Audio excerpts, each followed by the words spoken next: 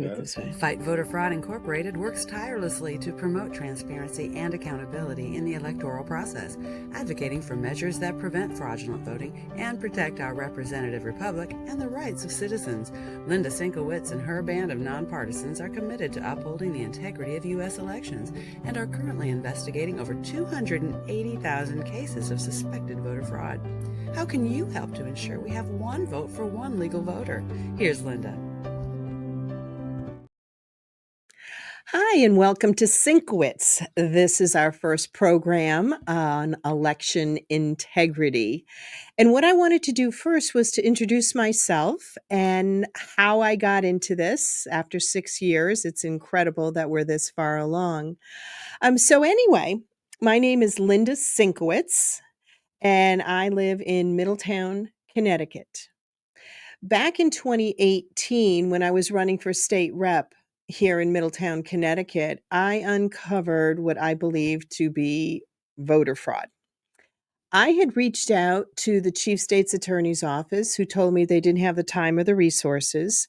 And then I wound up speaking with the feds, because if it's a federal election, the feds actually are in charge of the election stuff that goes on. So I had reached out to them, and I had 6 inches of hard evidence. And I was supposed to meet them 8 days before the election and turn it over. And much to my chagrin, that morning at 7 a.m., I got a phone call and they said, we're sorry, we can't meet with you. And I said, well, do we need to change the time or the location? And they said, no, it'll look like we're interfering with an election. And as I tell people, that was the last time I cried over this. I had spent a year and a half knocking on doors. I already knew with the evidence I had in hand that there was no way I was going to win because of what I had uncovered. And now I had nowhere to go. Well, actually, it worked out well, because had they told me that within 90 days they couldn't get involved in an election, Fight Voter Fraud never would have happened. So that's when I created Fight Voter Fraud, Inc. We're a 501c4 nonpartisan nonprofit. And our main goal is to clean the voter rolls. What we want is one vote for one legal voter. That's our slogan. And we have been working tirelessly on this now for over 6 years. And the amount of information that we have uncovered, and the volunteers and the people we've distributed to this stuff, we are actually, from small Connecticut, we are actually covering the entire country with our data and everything that we've been working on. So when we first started out, we ended up doing some lawsuits. And in 2020, we wound up in the Connecticut Supreme Court, because what they wanted to do was to send out absentee ballot applications to everyone, even without request. And here in Connecticut, we have actually our Connecticut state constitution forbids anything to happen without the public actually saying it's okay through a certain process. Well, of course, Connecticut, they fought it. We wound up in the Supreme Court, and they ended up ruling against us. They thought it was fine under the circumstances that everybody would get an absentee ballot, even if they didn't ask for it. Well, here's the problem. When you have voter rolls that have people who have moved out of your state or your county decades earlier, people who have died that are still on the voter rolls, that somehow, for example, in Connecticut in 2020, 542 deceased voters voted in the election. Some of them even voted in person. I mean, talk about dedication to your party, but there's a problem there. You need to have live voters. It should be something like no representation without respiration. I mean, there should be a slogan like that for the United States. But we also found other issues. People who are non-U.S. citizens, we know, have been on the voter rolls and have been voting. Now, just the other day, Elon Musk, they found 2.4 million illegals that were on the voter rolls. I'd been saying all along that I knew there was at least 2 million, and I'm sure they're going to find more. So, what does our organization do? What makes us different than everybody else out there? And that's one of the things I'm going to talk about. And then we're going to see how we can help you in your county, in your state, with everything that we have found. So, as we started out with Fight Voter Fraud, we really didn't know what direction we were going to head and how we are going to do this. So we used to do by hand, visually, looking at the voter rolls, looking at the absentee ballot request forms.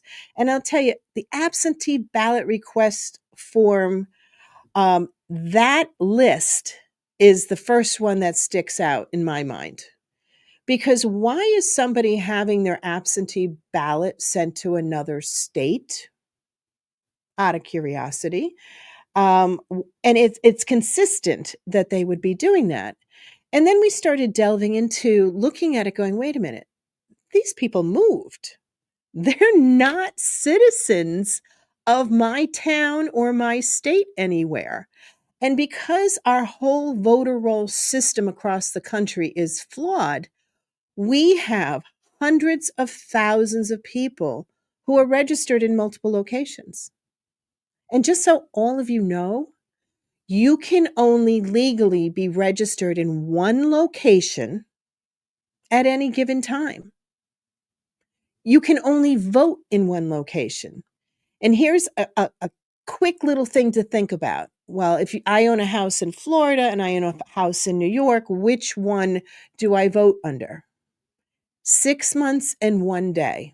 Whatever your primary residence is, and also, and it's not stuff we look at all or even have any ability to look at, is where you put on your IRS tax forms where your primary address is. It's pretty simple. You only are able to be registered in one location. And the reason for that is because of people, first of all, being unscrupulous. Besides, it's against the law to be registered in more than one location, although there is a 30-day window that if you move to a new location, you can still vote within 30 days at your old location. But one of the things we have found are that some people think, well, nobody will know that I also voted where I used to live. Well, guess what? Fight voter fraud will find out. We know. We do the deep dives. We look into those anomalies because it is my belief that about 85% of the fraud actually happens before the election. And it's all tied to the voter rolls. Now, the NVRA, the National Voter Registration Act, allowed motor vehicle departments to register people to vote. But one of the things they needed to make sure was done was first, the person is a U.S. citizen. In order to vote, they need to be 18 years old, and they need to vote from where they actually live. It's pretty simple. I mean, you think about it, it's pretty simple. There are a few exceptions with the rule, and that happens to be with college students, which are ones that actually do also take advantage of the fact that they go to a school that is outside their state, say North Carolina, and they live in Utah. They have the option of voting from their college or from their state of origin. I can't do both. You can't. Again, only one. But the restrictions on that don't follow up to make sure that they're not voting in multiple locations. And states don't have the laws in place to actually effectively make sure. For instance, here in Connecticut, it actually says that when a college student, we have same day registration, which is ridiculous. Why do people wait until the last day to register to vote when it's, quote, so important to them? There's 365 days in a year. your vote should be important. That should be one of the first things that you do is register to vote wherever you are now living. So anyway, here in Connecticut, it actually says they can go in on election day, sign up for same day registration, and then the election official is supposed to call wherever they used to live. Here in Connecticut, they don't even need to show an ID. All they need to do is show a letter from the university, say Wesleyan University. That's all they need to show. So if they lived in Oklahoma and are going to a college here in Connecticut, all they'd have to do is show that letter. Now, the election officials are supposed to make that phone call, mind you, on the busiest day of the year, to that other office where they had lived and find out, are they registered and did they vote? And if the phone is busy or they can't get through, they're supposed to wait 10 minutes, try it again. Mind you, busiest day of the year, election day. And if they don't get anybody, in Connecticut, it actually says in the Secretary of State's office, count their vote. This is the problem. These little things are a problem. The big things that are a problem are the Secretary of States that are not making sure the voter rolls are clean. NVRA, National Voter Registration Act, federal law says they have to be clean. They're not. And they're getting worse. We analyze the voter rolls in the different states. And a few times you're going to hear me talk about Connecticut because this is where we started. And this is where we see huge, huge problems. In Connecticut, there really isn't a place to go when you find somebody has double voted. The feds will turn it over to the state election enforcement, which here in Connecticut, honestly, is a joke. They never follow through. And if they don't get to your complaint within 1 year, they drop it. What kind of enforcement is that? So what we did here in Connecticut is we looked at the voter rolls for last year, looking for double registered and double voters. We found that there was almost 5,000 people who were registered in other states besides Connecticut, and well over 100 of them double voted or triple voted or quadruple voted because we go back to 2016. So we looked at 2016, 18, 2020, and 2022. And out of those 5,000, this is the lowest hanging fruit. These are the ones that we have compared through our SQL database that is the lowest hanging fruit. The ones that, first name, last name, middle initial, date of birth, and a whole bunch of other data sources that we have. And we look at over 4,000 separate data sources on every single voter. That's our minimum. And we also have, comparing against all of the 50 states voter rolls. So our estimate is if we weren't as stringent with how we're looking at things, probably about 80% more would be added to the list, which again is a problem. You have elections, local elections. Again, here in Connecticut, in 2018, we had 22 races determined by less than 100 votes. Some were determined by 6 votes, 2 votes.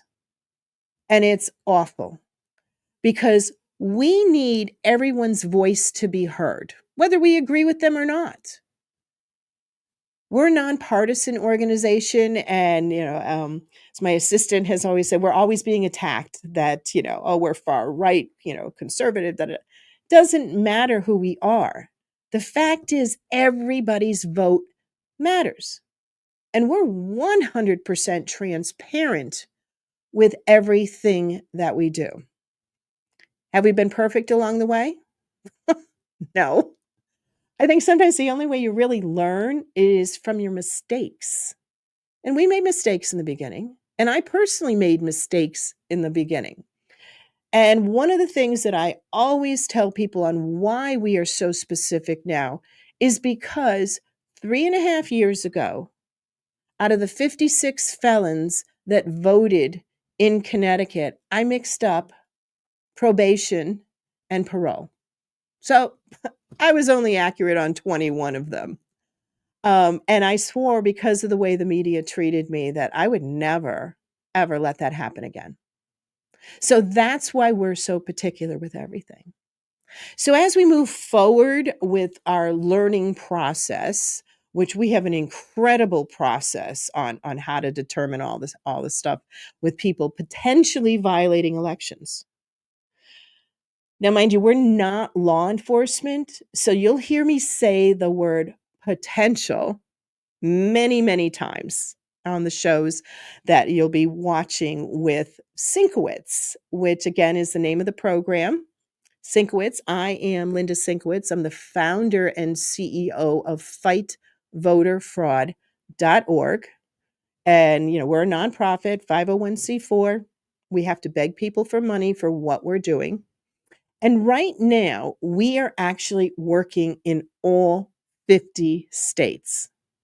We're working smarter and not harder.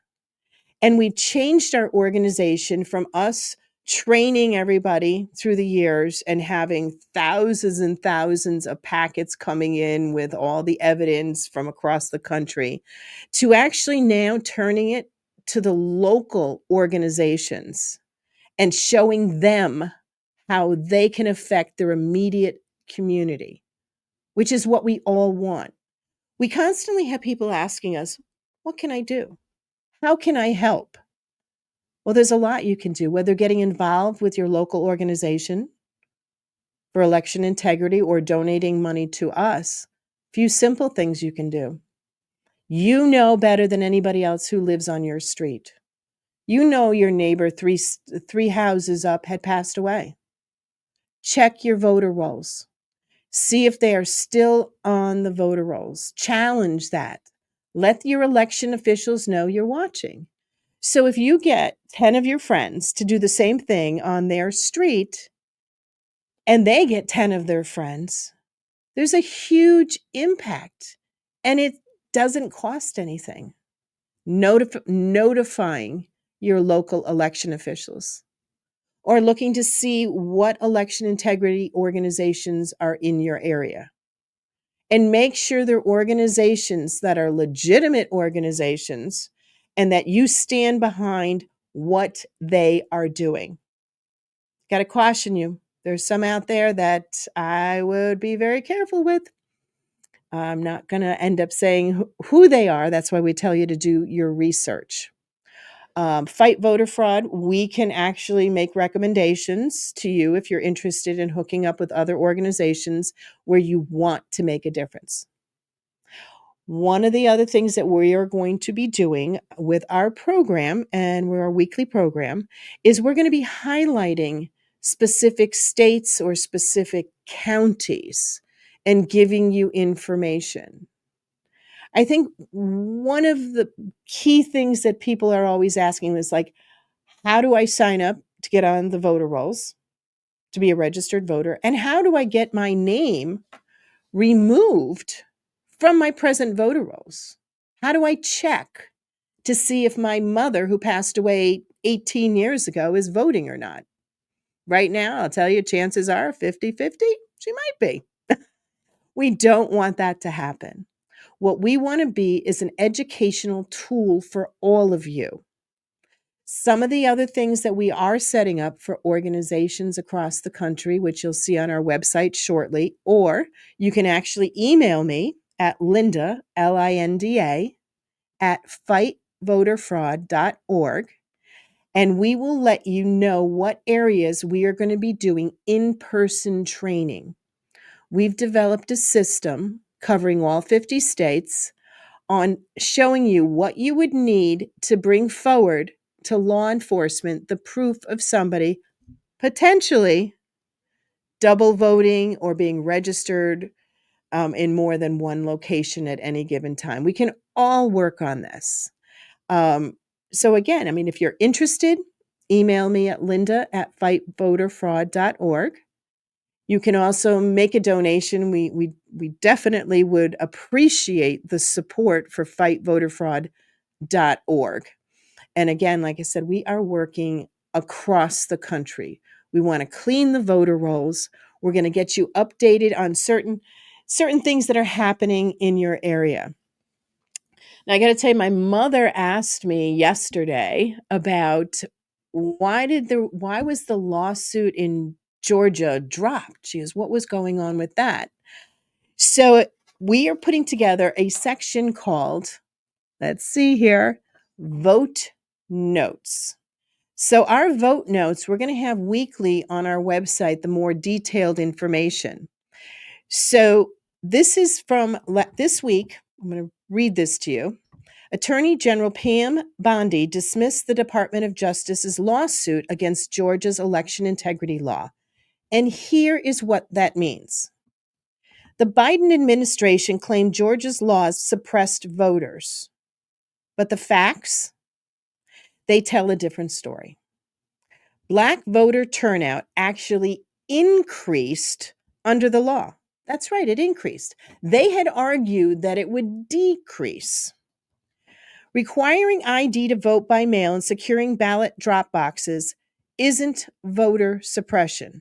It's basic election integrity, which at Fight Voter for All, we believe every legal vote should count. Again, one vote for one legal voter. This case was never about suppression. It was about fear, division, and politics.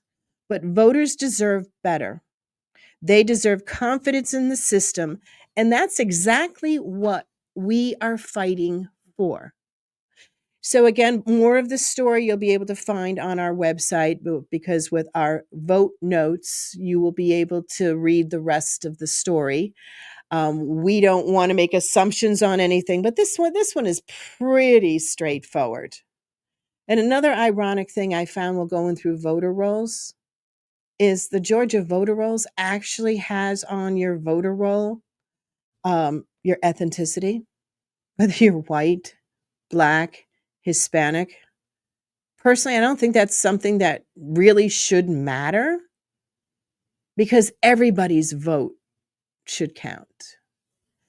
So if anybody has questions about election integrity, anything at all, feel free to email me at Linda, Linda, at fightvoterfraud.org.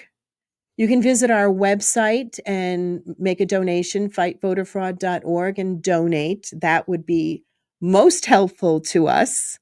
And in the very near future, we will be putting up on the website our different locations that you can register or pre-register for the training that we would give you on how to do the deep dives. So once again, I want to thank you for watching our first program of many, many, many. And thank you again. I'm Linda Szynkowicz, and thank you for watching SYNC-O-WICZ.